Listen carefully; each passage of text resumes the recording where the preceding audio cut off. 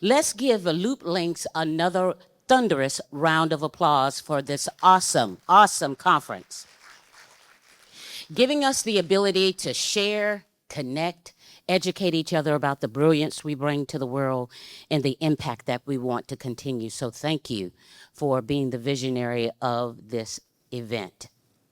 I want to talk to you a little bit about the unforgettable leader. Can we have a conversation for the next few moments or so? Well, I want to make sure that you're listening to me. So there's a sheet of paper in the center of the table. I want you to get a sheet of paper. When you get it in your hand, I want you to raise your hand with it. Let's see, leaders should be able to take instructions. I'm going to see how many of you are really listening. I'm only seeing a few. You're not going to get an A in class. All right. So that sheet of paper, I want you to trust me for a few moments. They shared with you I've had the honor and privilege to serve my nation for 33 years at the general officer level. And that was not an easy task. And I did not get there on my own accord. It took a team. Would you not agree it takes a team to be successful? But in having that team, you have to be able to do what? What is one of the things this is an interactive keynote, by the way. This is just me talking and you not doing anything. I want us to have a conversation. So what are one of the key things that you think is necessary in order for us to be good leaders? We have to do what? Communicate well, right? So I want you to listen to my voice. I want you to take that sheet of paper and I want to show you in this little exercise how important that is. So take your sheet of paper in your hand. I want you to trust me. Close your eyes. No cheating. Now take that paper, fold it in half. Listen to the words of my voice. Close your eyes. Close your eyes. Fold that paper in half. Now fold that paper in half again. Fold that paper in half again. Now I want you to rip the right top hand corner of that paper. Rip the top hand corner of that paper. I want you to pinch the bottom left hand corner of that paper. I want you to fold the paper again. I want you to tear the top right hand corner of that paper.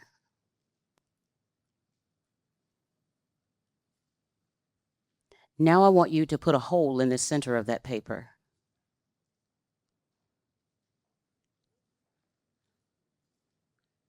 All right, open your eyes. Open your paper and show it to your table. Hold it up in the air. We should have all papers alike because we all heard the same instructions, did we not? Hold your papers up. I want to see it. Why do our papers look different? Did we not hear the same instructions? So the first thing about an unforgettable leader is understanding that we have a diverse team of people, which means that our communication that we normally do does not fit everyone. Learning who your people are is what is going to help you be an unforgettable leader.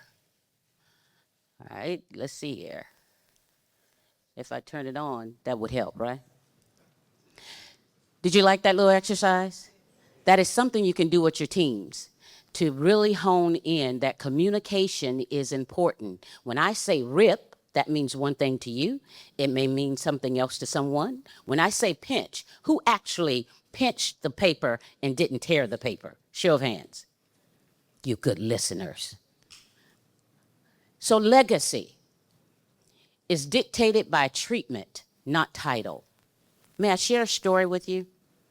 When I first came in the military, I was coming from a very small town. So I was excited about seeing the world. And when I first came in, my first duty station was at Fort Jackson, South Carolina.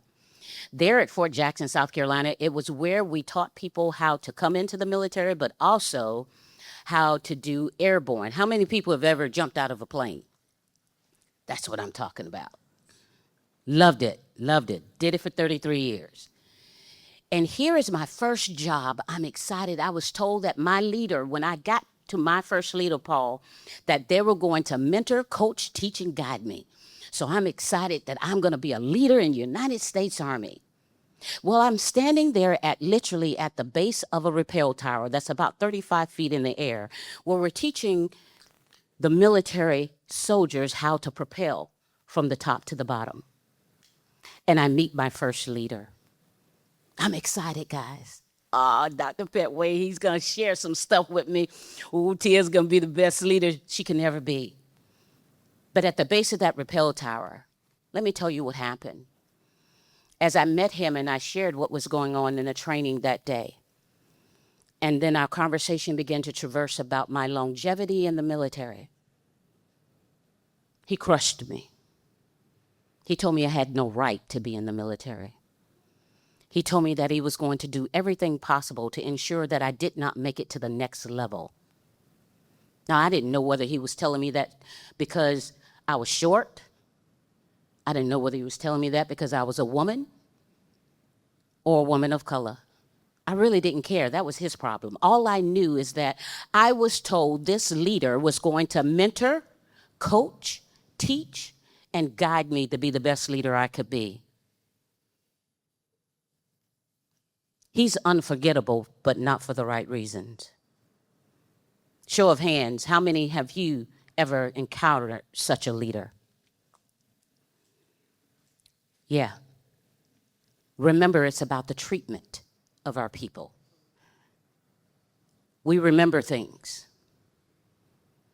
And we remember most, as Maya Angelou says, it's not what you say to me, it's how you make me feel.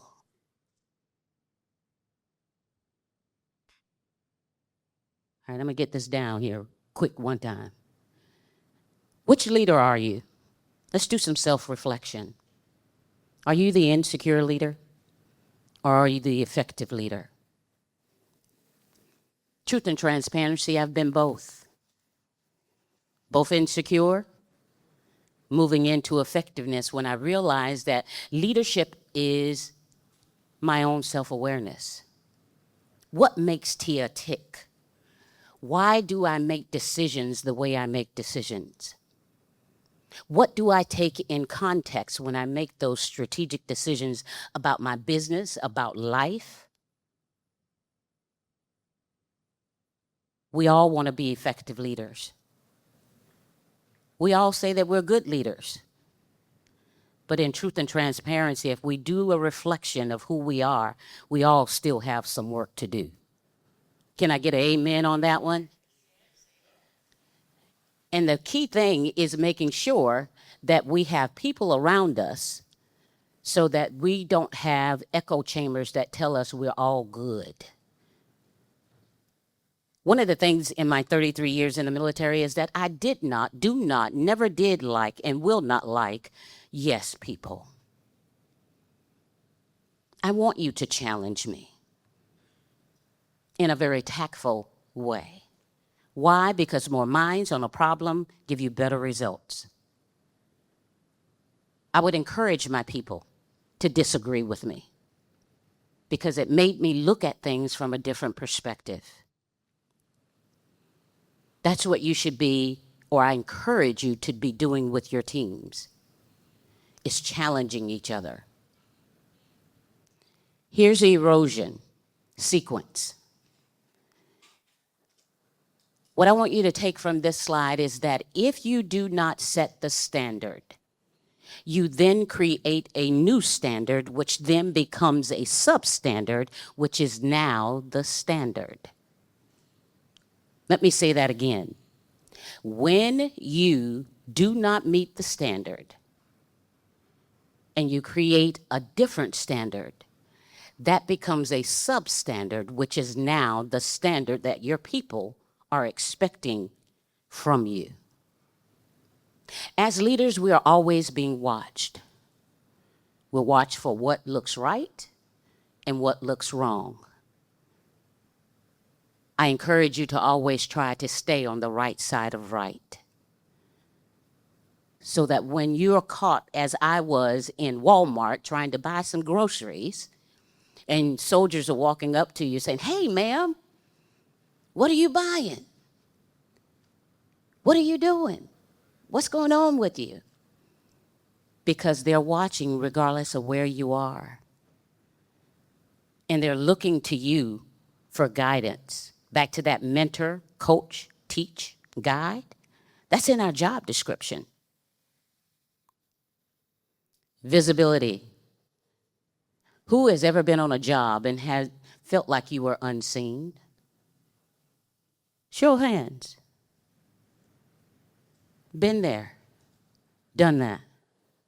But when our people are seen, when we feel seen, aren't we more excited about sharing our ideas and our thoughts to help the team be better? Reflective question for you. What are you doing to make sure your people are being seen? It's easy for us to say these words, but action speaks louder than words. As my kids say, is your video matching your audio, and is your audio matching your video? I'm trying to get hip these days. But visibility. How many people are we running away from our teams and our businesses because we're not helping them grow? We're not pouring into them. That should be a part of your budget, right? Is development, not just R&D, but R&D of your people to make sure that they are the best tool that you can have in your toolkit. When I was in Hawaii in command, I had the opportunity to lead one of the Army's units, only units, for deploying people to war. I was excited about this opportunity because not many people got the opportunity to lead in that way. And I will tell you that I made an error. We get the opportunity when we take over a command in a unit, it is our opportunity to speak to the people, just as our fearless leader spoke to us this morning and sharing his thoughts. And in that, I got up there and I spoke to over 500 people. I had people in Japan, soldiers that were stationed in Japan, American Samoa, Korea, back on the mainland. And I got up there and you know what I did? I didn't do well. I got up there and I told them we were going to do this, this, and that. And this is how life was going to be. And because I said so, this is how it's going to happen. Well, what happened after that, I went back to my office and I pat myself on the back. I said, "Ooh, I did a good job. Boy, that was a great speech I gave." And then there was a knock on my door. And it was legal. It was the equal opportunity officer. And it was the IG, the Inspector General. Still in my arrogance, I said, "Oh, come on in, because, you know, this is my first day on the job. Come on in, have a seat. Come on, take a seat. Let me talk to you. What can I do for you?" They said, "No, ma'am. What can we do for you?" Because our phones haven't been ringing all day about people saying, "I'm not working for her. I'm leaving." People that have been on the job for 27 or more years said, "I'll retire before I work for her." Soldiers that just got to my unit that said, "No, I'm ready to PCS. Send me somewhere else, but I cannot work for this officer." Still in my arrogance, I'm sitting there and I said, "Oh, okay." So as they leave the office, I'm in what I call a state of pistivity. Say it with me, pistivity. Say the word pistivity. But you got to say it like you feel it, pistivity. Because I was mad that they would have the audacity to say something like that to me. So I went home and I spoke to my husband, Dr. Young, expecting that he was going to be on my side, right? He's my boo thing. He's my man. He's going to agree with me. And what he said to me was, "Check yourself in the mirror." Do what? Check myself. And I sat outside on the balcony wind blowing, nice palm trees. And if my mom's looking at this, I had a nice cold glass of iced tea. But if y'all won't tell, I had a nice bourbon. And I sat out there and I reflected. And I realized Tia was wrong. I was abusing leadership. I didn't count it an honor and a privilege to be a leader at that time. I did not let my people see that I saw them. So what I did was I went back that next day and I wrote a letter, email really, to all 500 or more of my soldiers spread out over American Samoa, Japan, Korea, back here in mainland. And I said, I'm sorry. I failed you. The way in which I addressed you was wrong. Give me another chance. Help me become the leader I know I can be. And what they did, they gave me that chance. I had a junior soldier walk in my office and say, because you had humility and empathy to show that you were human, I want to stay and work with you, ma'am. Your people want to be seen. What are we doing to make sure that we're doing that? You got that piece of paper. I want you to pull out your pen. This is a self-reflection. I want you to look at these 9 things, and I want you to grade yourself. Pick one of those items. Where do you need to do better? Be honest. Where do you need to do better? I would tell you, for me, the leader who lets us find our own path. I don't do that well. At least my 2 kids say I don't do that well, because I'm always trying to tell them what to do. But where do you honestly need to shore up for yourself? Take a moment, write it down, and then share it with your table. I'm going to count to 10. By the time I finish 10, you should have already shared your thoughts with your table. 1, I should hear some talking. 2, I should hear more talking. 3, 4, 5, 6, 7, share with your table what you're working on. 8, 9, 10. You have what you're going to work on? That is your action, call to action, leaving here as a leader, of making sure that you are doing what you need to grow. As we create a ecosystem, this is what I want you to remember. Your title may have gotten you in the room. I'm a retired brigadier general. But if no one knows what that means nothing to anyone. If they don't understand who Tia is as a person, that title means nothing. It is how I interact with people, how I treat people with dignity and respect. That's what's important. That's what allows us to grow and to continue to impact people's lives for the better. So my call to you is that I encourage you, stop speaking, start allowing, start seeing people and the value they bring, and start protecting people. I want you to write this acronym down, and I want you to keep it with you. It's called REAL, R-E-A-L. The R stands for reliable. Every leader should be reliable. The E stands for engaging. Every leader should be engaging. Remember that leader I told you about that stood at the base of the rappel tower with me? He wasn't reliable. He wasn't engaging. He was not authentic. And L, he definitely was not loyal to the team. So if you want to be a leader of impact, if you want to change the trajectory of your environment, change the narrative, you change the culture. I encourage you to be a real leader who honors leadership, understanding that it is a privilege and an honor to impact the lives of other people. Was that good stuff? May I give you a gift? Is that okay?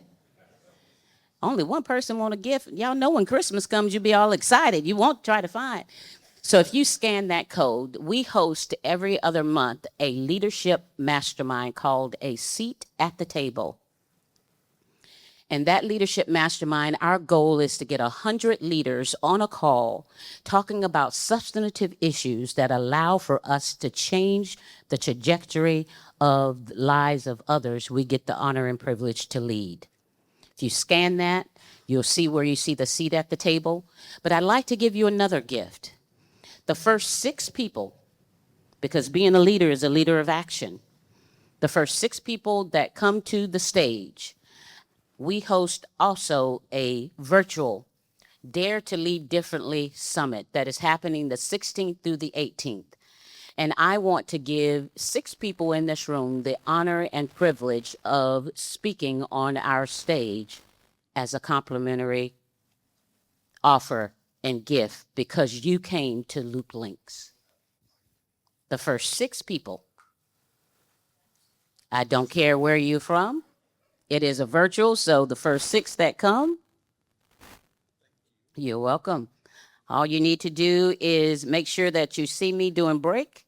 You know what, because you came, we'll make sure we get you, so we'll get your information. Again, would you join me in saying thank you to the visionary of LoopLynks? No, get on your feet. Let's get on our feet and congratulate him, because this is not an easy task to pull people from 45 places in the world coming together to impact lives of others. So again, it has been my honor. I look forward to seeing you during the break. Let's keep doing what we're doing. Start strong, end stronger. Can you say that with me? Start strong, end stronger. Now let's say it like we are actually leaders together. Start strong, end stronger. Thank you.